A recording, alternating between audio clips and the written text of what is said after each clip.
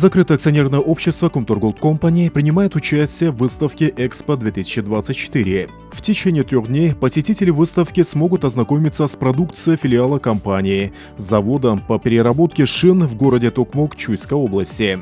Как отметил директор завода Александр Сметанин, участие в выставке – это отличная возможность еще раз продемонстрировать уникальное по своей сути производство, не имеющее аналогов в Центральной Азии. Помимо этого, в рамках выставки Экспо-2024 мы намерены наладить деловые связи с потенциальными покупателями продукции завода в Токмоке.